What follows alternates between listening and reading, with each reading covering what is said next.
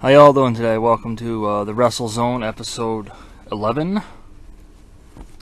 Today I'm going to be talking about the Money in the Bank pay-per-view Fallout, as well as the first episode of the Undertaker Last Ride documentary, which aired on Sunday. Okay, so here we go. So Money in the Bank pay-per-view was held, the singles matches were held at the Performance Center in Florida. And the Money in the Bank ladder matches, both the women's and men's, were held simultaneously at the headquarters in Connecticut. So, most of the matches on the card were pretty uneventful, you know. Drew McIntyre versus I forgot who he faced. Isn't that awful? That's how uneventful it was. Well, he retained anyway. But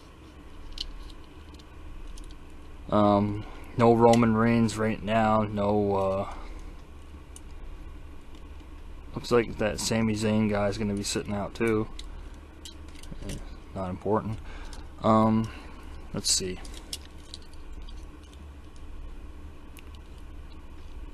Sasha Banks helped to, well, she was with Bayley, obviously, but Bayley retained the title over Tamina Snuka, which is the daughter of Jimmy Superfly Snuka, I should say. It wasn't a bad match. I mean, it's a typical singles match. I mean, like I said, without fans, there's only so much you can do with these type of matches. Basically singles matches. But getting to the ladder matches themselves now, that was interesting, as they were both held simultaneously, and they started on the ground floor and they went all the way up to the roof, which is where the ring was, which is where most of the ladders were, and where the two Money in the Bank contracts were. Okay, so the men started in the weight room. The women started by the elevator, whereas Asuka ended up getting on the elevator before everybody else. And the rest of them had to race up the stairs, so that was kind of funny. But the men started in the weight room, and that eventually led to different hallways, and they worked their way up. AJ Styles got stuck under a weight, and Rey Mysterio left him there. And he went looking for Rey. AJ Styles ended up in a room with one of the Undertaker's caskets. He ended up shut in the room, so that was definitely interesting. And doesn't really explain how we get out of the room, though, or if Taker was there or not. But yeah, that was interesting. Let's see who else was in that match. Well, Baron Corbin, of course, but nobody wanted him to win. Why that frickin' idiot is still there, I'll never know.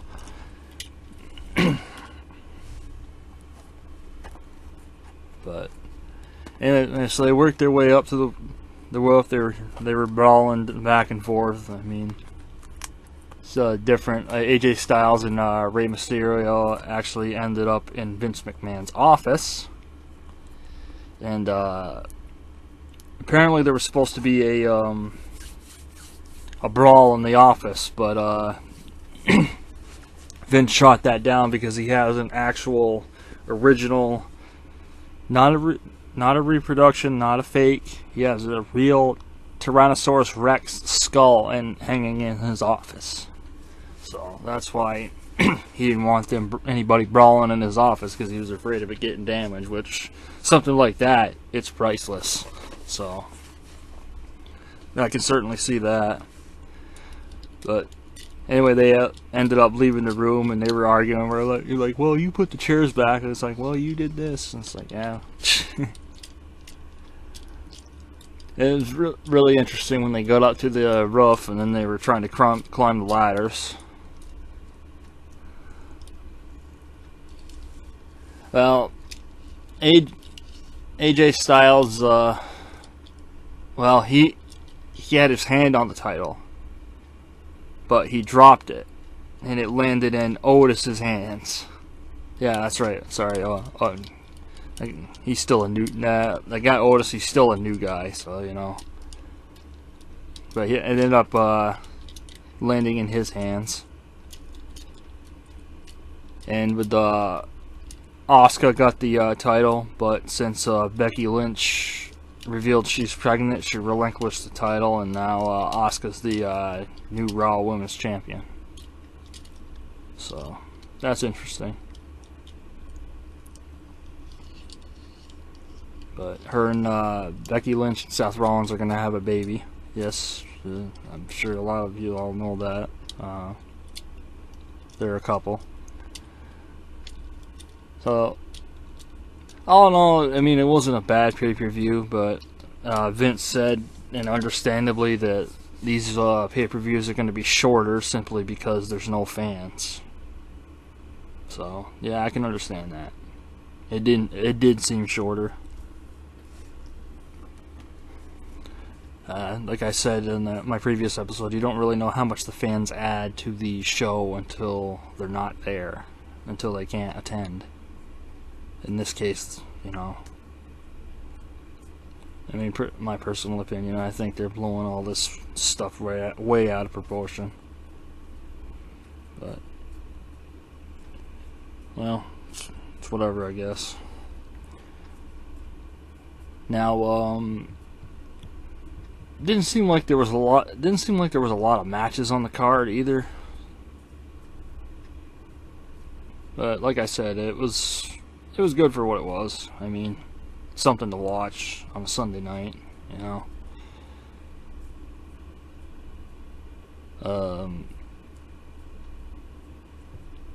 Kind of wonder where AJ Styles is going to go with this. I think that him and Taker may have another program in the future, but I don't know. Sometimes WWE or a lot of wrestling promotions, really, they'll tease something that never actually happens. So we'll see.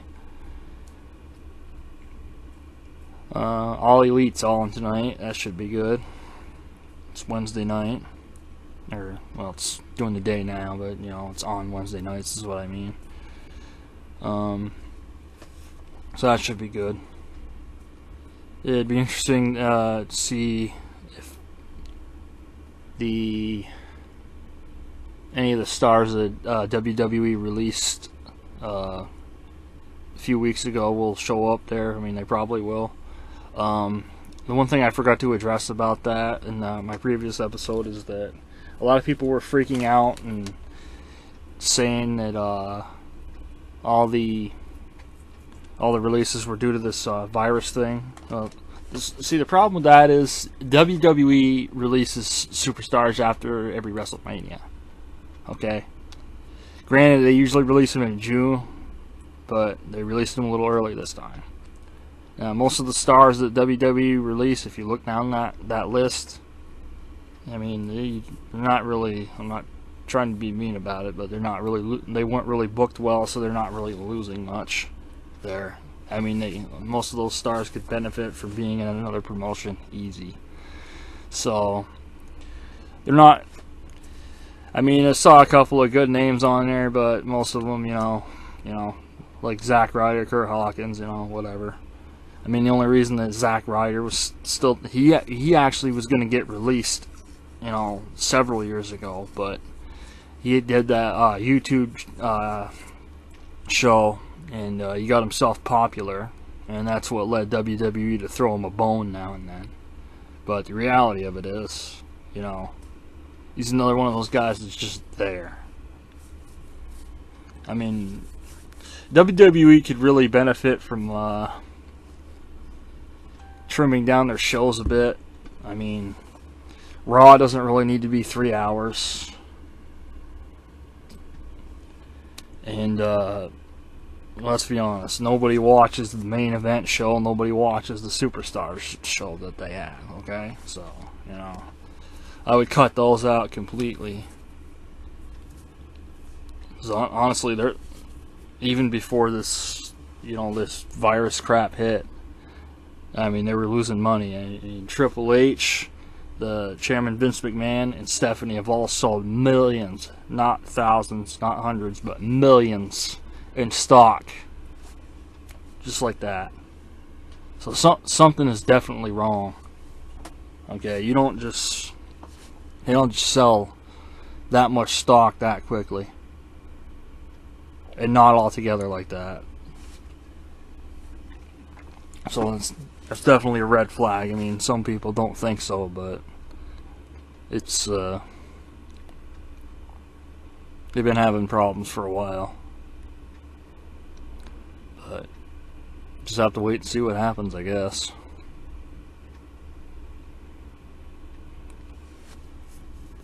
But who knows? SummerSlam looks like it was supposed to be in Boston. It looks like that's going to get either canceled or relocated somewhere else, because mayor of Boston isn't allowing any events, any sporting events or any concerts or whatever for the foreseeable future. So even though SummerSlam's all the way in August, doesn't look like it's going to happen in Boston. So where it'll happen, I don't know. But SummerSlam's usually good. But, well, this year, I don't know. But could only, if they can't wrestle in front of fans, it's only going to be, you know, what they can give us. That's why that Undertaker's Styles Boneyard match at WrestleMania was perfect, because you didn't need a ring. It wasn't set in a ring, so you didn't need the fans surrounding the ring, and that's why it worked, because it was like a horror movie. Played out well. Let's see. Now, speaking of the Undertaker, I'm going to address the first episode of the documentary. So that dealt with him talking about the injuries he's had recently, and, well, honestly, this guy, it made me just love this guy even more. I mean, what he's gone through, I mean, he's had his hip repaired on both sides more than once. He's had shoulder injuries, he's had leg injuries, he's had broken ribs, everything. And he's 55 years old and he still gets back in the ring. See, a lot of younger fans don't understand what he means to this business. Okay, see, they say some people set the bar. Well, when it comes to the Undertaker, his real name is Mark Calloway, he is the bar. Okay, this guy understands the business like no other. I mean, all the stars, all the superstars in their locker room look up to him. All the people behind the scenes look up to him. I mean, that says something. Even wrestlers that have never stepped foot in a WWE ring look up to this guy. So that should say something right there. He is, without a doubt, the greatest of all time, inside and out of the ring. Now, if you watch this documentary, you're going to see he's interacting with different, past superstars, and they have interviews with, like, Shawn Michaels, Triple H, Vince McMahon, of course, and JBL. A lot of the guys he's worked with, Edge, Randy Orton, Big Show.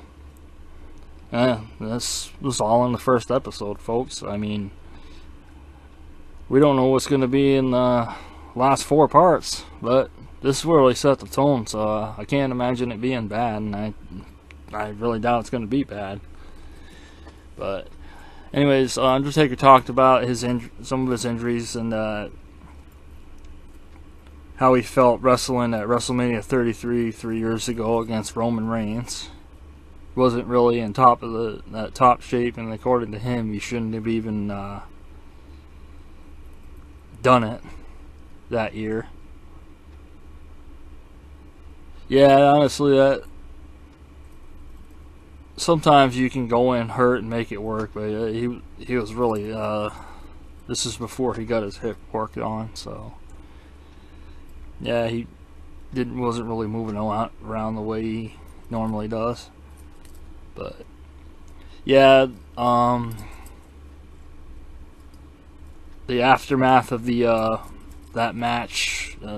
Honestly, this is the first time I've ever seen it. Was on this documentary because I honestly shut it off when he was pinned at WrestleMania 33. Because, watching him lose the streak in 2014 was bad enough.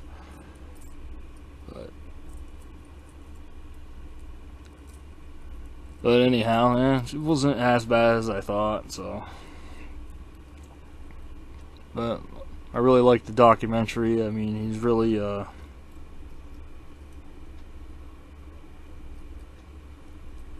telling about his career and what it takes to have the longevity that he's had. And I mean, honestly, people don't. You see, the younger people don't get this. He's been around a long time.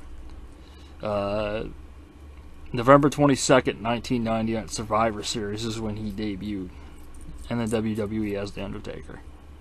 So it'll be 30 years ago this November. So that's a long time. See, a lot of these guys, they don't stay in the business that long. And he actually said in this documentary he doesn't want to be a parody of himself. Which I can understand, but I don't think he is. I mean, the way he fought, him and AJ Styles fought at that Boneyard match, he still got it. Now, how many more matches is he going to do, or how many matches does he want to do? But, as he said, that's up for him to decide. You see, a lot of these other people are saying, well, you should retire, Taker, you did this, you did that. It's like, that's not your decision. That's his decision. You got to accept that. You can't tell somebody that they could retire or they should retire. That's not how it works. Just like Triple H, he didn't do WrestleMania this year. Yeah, he's doing a schedule like Undertaker now. Has been for a while now. But when you've given everything to the business like those two have, you've earned that right.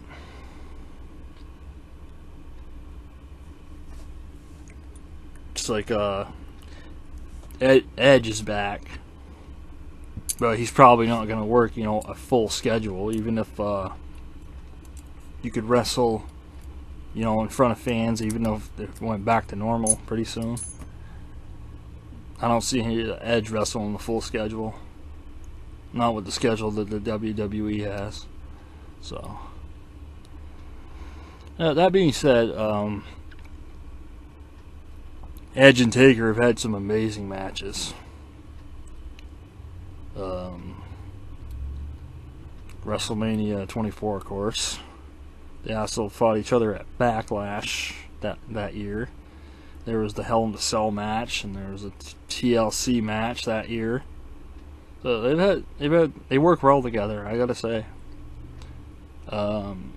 Batista, who was in that documentary too, he said that when he fought Taker at WrestleMania 23 the year before, he said they tore their house down. Yeah, they did. They did. That was a hell of a match.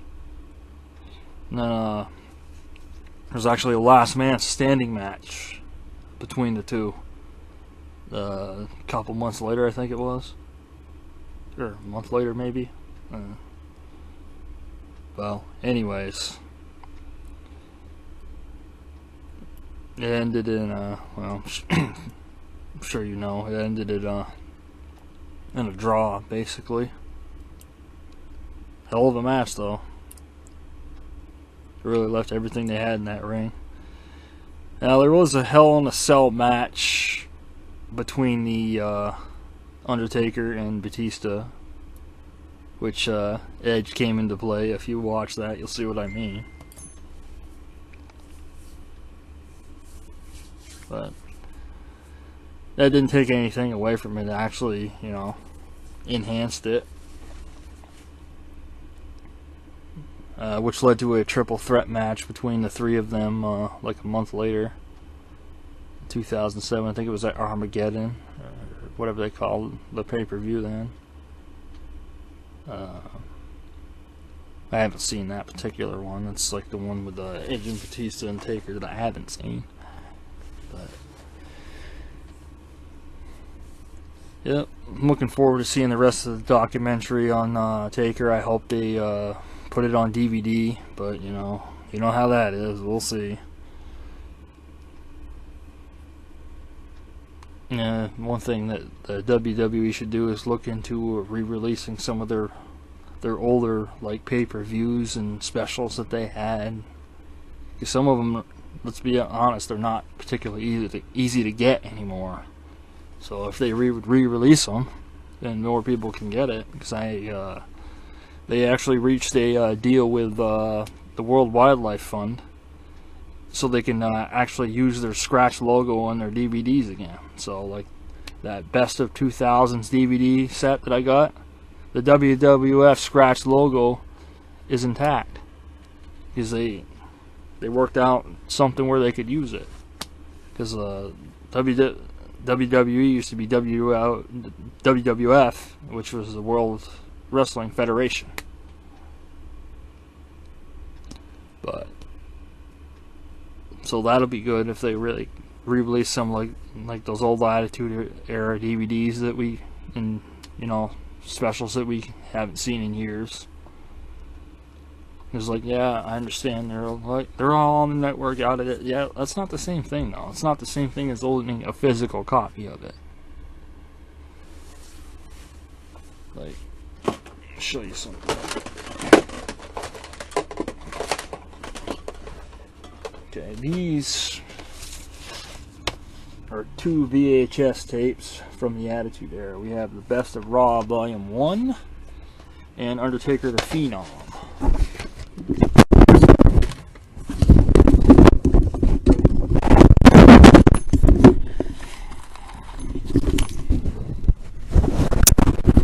Microphone fell. Hold on.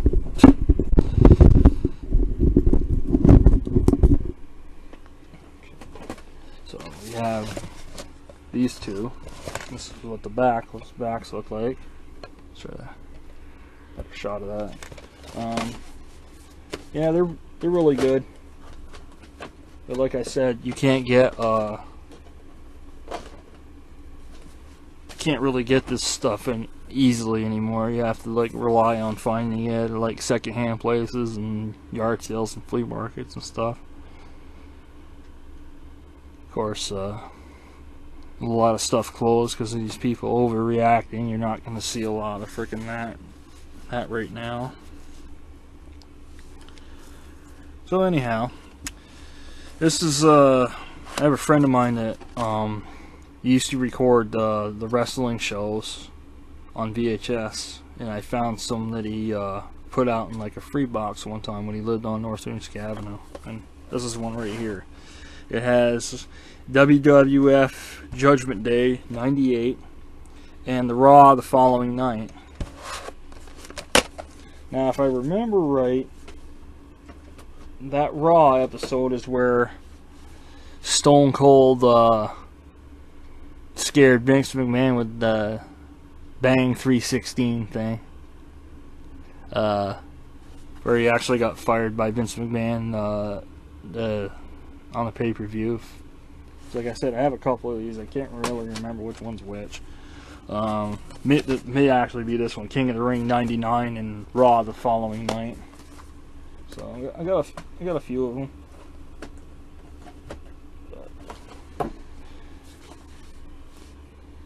But they should really re-release some of those on DVD, you know, the way that they aired.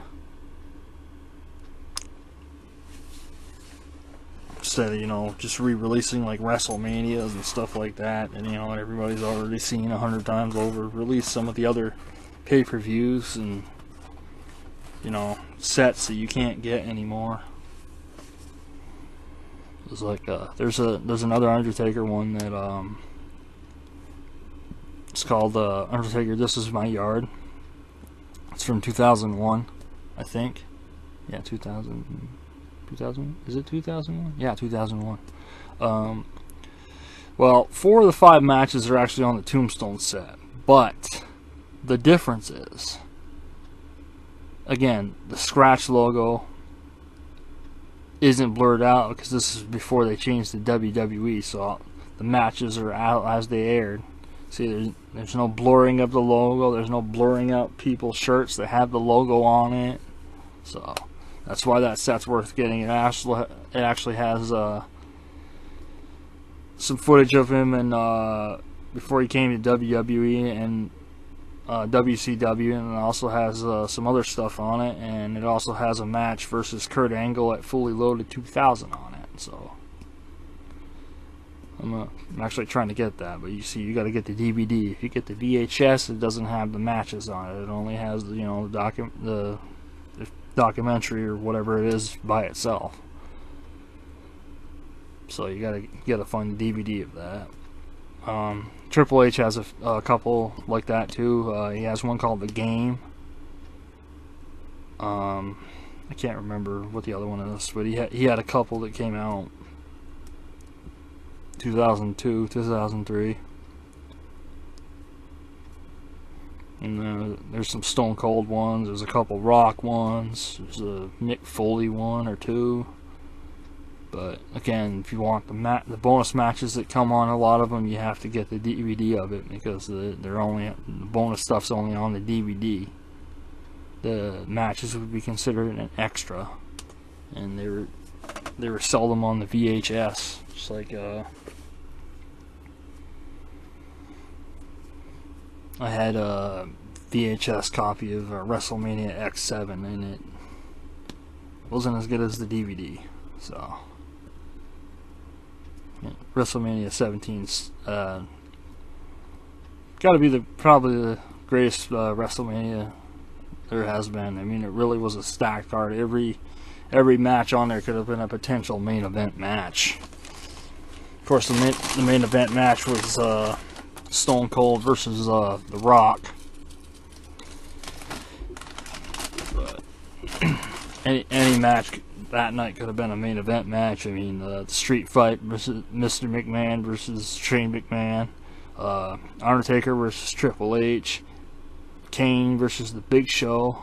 I can't remember what type of match that was, but any of those matches that night could have been a main event match. Even the gimmick battle royale could have been a main event match. So, really was a stacked card. There haven't been too many like that since then, believe it or not. Hello.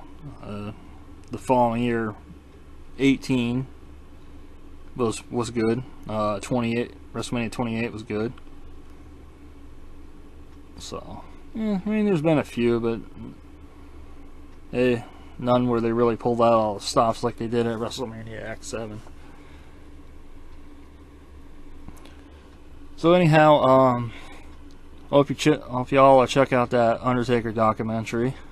Well, part 1 anyway, because, you know, the rest of it hasn't aired yet. And if you're gonna watch go back and watch the Money in the Bank pay-per-view, honestly, I would just skip ahead to the last part with the 2 simultaneous ladder matches. That's honestly the highlight of the show. And All Elite's on tonight if you want to watch that. All Elite Wrestling. So yeah, that should be fun too. I mean, they've actually been doing better with their matches because they're actually having their other wrestlers, you know,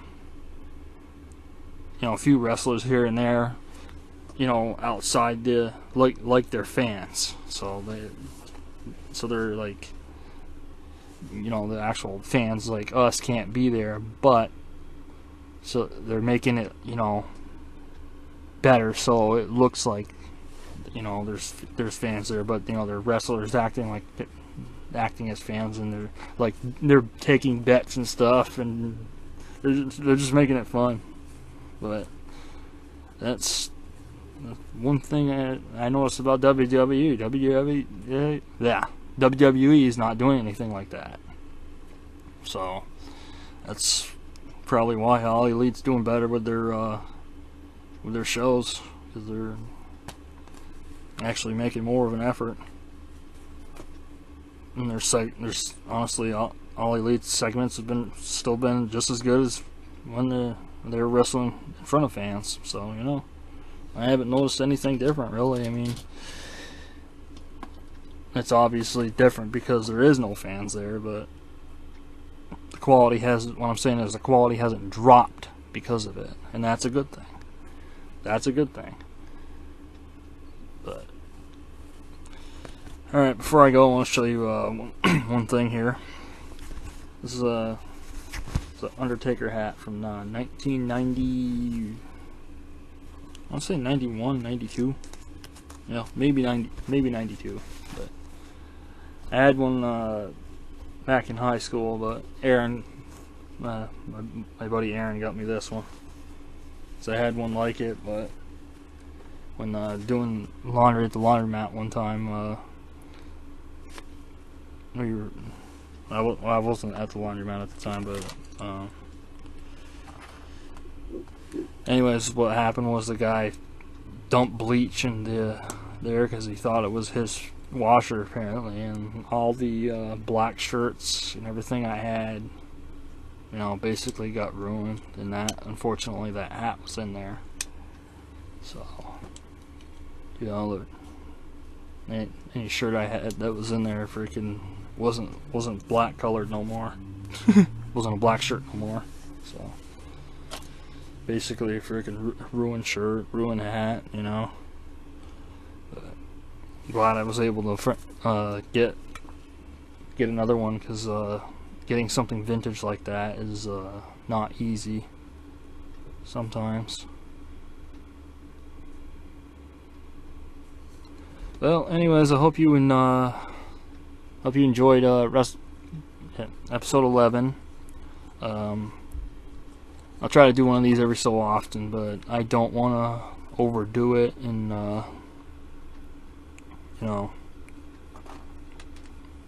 because honestly, you people aren't gonna want to sit there and binge watch me all the time.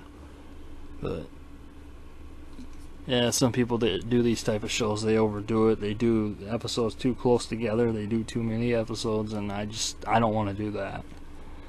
So, but I hope you enjoyed this. I'm not sure if it was. Well, I can't remember everything that I was originally gonna say, because I didn't do this on Monday like I was originally gonna do. So. But anyways, I hope you have a good day. I hope you enjoyed this. Sorry about the little mishap with the microphone, but it happens. I'll see you next time for episode 12. Go check out my previous episodes. I realized there was a big gap between episode 9 and 10. Yeah, I realized that. I didn't realize I took that much of a hiatus from filming these, but apparently I did. So I'm sorry about that. I really did not know that it had been that long since I filmed a Wrestle Zone episode. But I'll try to keep you guys up to speed what's going on in the wrestling world. Different updates and stuff. I did hear something about the XFL though. Okay, some good news on that front. They're trying to find another buyer, trying to find somebody else that can keep it going. So that's a good thing. Oh, sorry, I don't know why I keep doing that with my left hand. I'm right-handed, but so that's a good thing. Yeah, whatever, you know.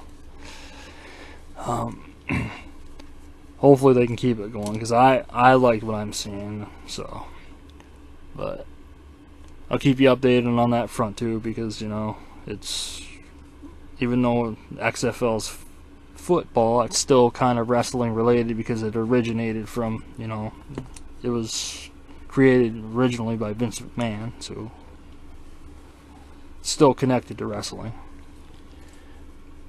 But anyways, I hope you enjoyed this, and I'll see you next time.